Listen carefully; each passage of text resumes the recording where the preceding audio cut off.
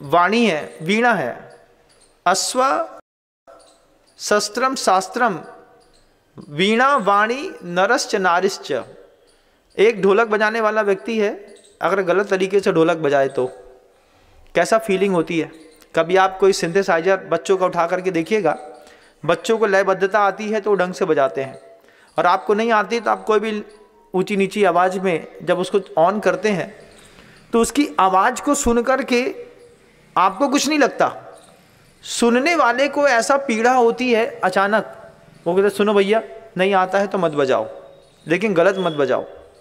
बचपन में हमको याद है जब हम दुकान में बैठे रहते थे तो ढोलक बेचने वाले आते थे, तो ढोलक बेचने वाले आते थे, वो घर के सामने खड़े होकर के ऐसी प्यारी ढोलक बजाते थे तो ऐसा लगता था कि इसी ढोलक में ही सारा सौंदर्य छिपा हुआ है।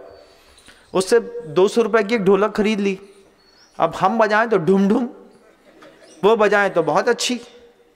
हमने कहा भैया ये तुम्हारे हाथ में जाती है तो अच्छा बोलती है, हमारे हाथ में अच्छा क्यों नहीं बोलती है। तो बोले भैया ढोलक तो यही है, आप देखो कितनी अच्छी बज रही है।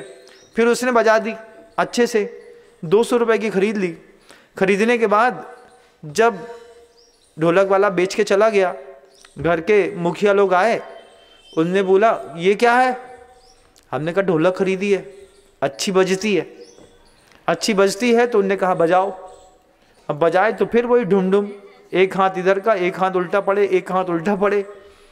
तो फिर जब 2 हाथ इधर पे गलत पड़े तो एक हाथ यहाँ पे सही पड़ा, बिल्कुल सही हाथ पड़ा यहाँ पे, और एक खींच के दिया। उसके बाद बोला पिताजी ने, क्यों, जब आता नहीं है तो क्यों खरीदा, पैसे बर्बाद हुए कि नहीं। हमने कहा भैया बहुत अच्छी बज रही थी तब तो खरीदी। फिर पिताजी ने भी समझाई यही बात को कि बजने वाली चीज़ अच्छी नहीं है, बजाने वाला हाथ अच्छा होना चाहिए। बजाने वाला आदमी सही है तो ढोलक जो है वो बहुत अच्छे से आवाज़ दे सकती है। तो वाणी के साथ भी, वीणा के साथ भी यही बात है कि अगर वो अयोग्य पुरुष का संसर्ग पाती है तो सारे गामा पाधानी के सारे गधा पानी पीजा हो जाता है। सारे गामा पाधानी सा बोलते बोलते सारे गधा पानी पीजा। तो पढ़ने वाला बहुत अच्छे से समझता है इस बात को कि भैया इनसे ना हो पाएगा। अयोग्य पुरुष के हाथ में वीणा चली गई, अयोग्य पुरुष के हाथ में वाणी चली गई। वाणी भी, ये भी योग्य पुरुष की तलाश करती है। अभी हमारे बीच में योग्य पुरुष में आप देखिए, हमारे वाइस आर्टिस्ट अनुराग भैया अभी होकर के गए। ये एक बुक को सिर्फ बोलने भर का 5-5 लाख रुपए ले लेते हैं। क्यों? क्योंकि उनको पता है कि मॉड्यूलेशन, पिच, टोन, स्टाइल कैसा होना चाहिए। हमको हमारे घर के अंदर भी यूज़ करते नहीं आता है, तो हमारी वाणी के कारण हमारे घर के अंदर तहलका मचता है कि नहीं, बोलो ना, मचता है ना। कुछ नहीं है, बस रोटी परसत परत, हाँ आ गए जे, इन्हें परसों रोटी सुबह से लेके शाम तक, बस इतना ही बोला, बस इतने ही से शब्द बोले थे। गलत पुरुष के हाथ में, गलत महिला के हाथ में, परिवार के लोगों के हाथ में लयबद्ध व्यक्ति जिस नहीं है, उसके गले में अगर वाणी चली गई तो कितना क्षोभ पैदा करती है। घर के अंदर के मृत्यु को प्राप्त करने तक के, आत्महत्या करने तक के लोगों के भाव हो जाते हैं। तो वाणी भी अयोग्य पुरुष के पास चली जाए। फिर नरश्च नारिश्च, ये नर और नारी भी, बेटे और बेटियां भी गलत हाथ में पड़ जाए तो गलत हाथ में पड़ने से रोकने वाला कौन है, लगाम कौन खींचेगा, आपके घर का रथी कौन है। सबसे पहले एक परिवार में ये निश्चित करिए कि घर का परिवार एक सूत्री कार्यक्रम में चलेगा। 3 नेता जिस कंपनी में हो जाते हैं वो कंपनी पूरी बस्ट हो जाती है। आपके घर की जो कंपनी चलती है उसमें निश्चित तो करो कि हम बड़े पापा की बात मानेंगे, या चाचा जैसा बोलेंगे वैसी बात मानेंगे, या दादा जैसा बोलेंगे वैसी बात मानेंगे। यहाँ पर मर्जी के मालिक होते हैं। एक काम के लिए चाचा ने हाँ कर दी, एक काम के लिए दादा ने हाँ कर दी, एक काम को पापा ने हाँ कर दो। फिर शाम को ले दमादम कहे तुमसे कौन ने बोली थी, हम तो पापा से पूछ के गए थे। अब पापा से पूछी, तुमने बोली? हाँ हमने बोली। कहा हम नहीं बोल सकेंगे? नहीं, तुम तो बड़े हो गए, तुम काहे नहीं बोल सको, तुम भी बोल सका था। बच्चों के चक्कर में बड़ों बड़ों में होती है कि नहीं, बोलो ना, होती है ना। आपके घर में नहीं होती क्या? तुम लोग ऊपर से आए हो क्या? तुम लोग स्वर्ग से उतरे क्या? तुम लोग के घर के अंदर झगड़े नहीं होते? होते होंगे।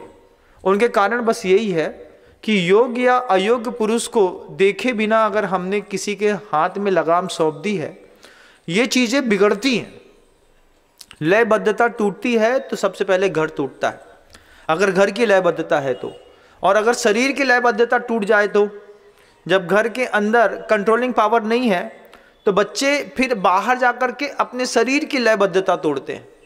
अभी जाकर के आजकल तो पूरा फैशन चल गया है, हेल्थ केयरिंग के इतने ज़्यादा मतलब एम्पायर खुलने लगे हैं कि सबसे ज़्यादा बच्चे, बेटियां हो या जवान बेटे हो, वो जिम जाते हैं। जिम जाकर के वहाँ पर जो सप्लीमेंट लेते हैं, उस सप्लीमेंट में कभी देखा भी है कि कैसे बनता है? बॉडी को फुलाने के लिए, बनाने के लिए अच्छा चॉकलेट पाउडर दे दिया, प्रोटीन पाउडर दे दिया। आपने कभी देखा कि आपके घर के अंदर वो जो सड़े हुए पदार्थ में इल्लियां हो जाती हैं ना, इल्लियां जो होती हैं, उन इल्लियों को पाला जाता है, उसकी फार्मिंग करी जाती है। और इल्लियों की फार्मिंग करने के बाद पूरी की पूरी इल्लियों को पूरी मशीन में डाल करके, ग्राइंडर में चला करके, स्क्वैश निकाल करके, उसका गीलापन अलग करके, उसको सुखा करके, इल्लियों को बिल्कुल पाउडर जैसा बना करके, उसमें चॉकलेट का फ्लेवर मिला करके और पैक करके, डिब्बा में पैक कर करके आपके सामने धर देते हैं। जिम में जाने वाले जितने भी लोग ये जिम के पाउडर इत्यादि खाते हैं, इसमें पूर्णतः करके 2 इंद्रिय से लेकर के संगी पंचेंद्रिय जीव का कलेवर मिटाया और मिटा करके पूरा पाउडर बना करके, सुखा करके, फिर उसमें फ्लेवर मिला करके डाल के आपको दे दिया। आपने उठाया, पानी में, दूध में घोला और घोल करके 1 गिलास पी गए और फिर शुरू करने लगे।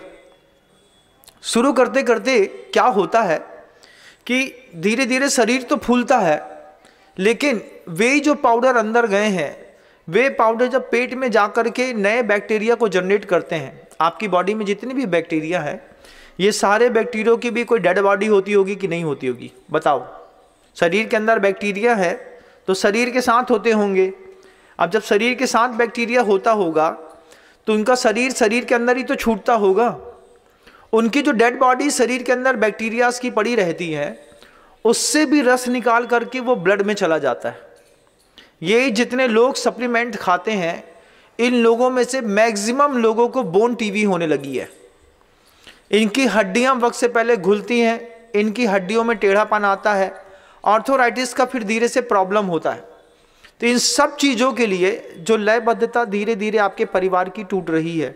आपके घर की बेटी भी जाती होगी ना जिम में, क्यों? क्योंकि बॉडी मेंटेन करनी है। लड़के भी जाते हैं ना घर के अंदर के जिम। लड़का क्या है, सुबह 5:30 बजे निकल जाता है। एक प्रॉपर उसको बैग दे दो, शूज़ दे दो, उसके इंस्ट्रूमेंट दे दो, और उसके बाद वो जिम में जाकर के प्रॉपर 1 सवा 1.5 घंटे, 2 घंटे, 2.5 घंटे वर्जिश करेगा। वहीं के जो जिम ट्रेनर होते हैं वो वहीं पे आपको एक प्रोटीन का डिब्बा दे देंगे, 850 रुपये का, 900 रुपये का, 1500 रुपये का, 4000 रुपये का आपको दे दिया।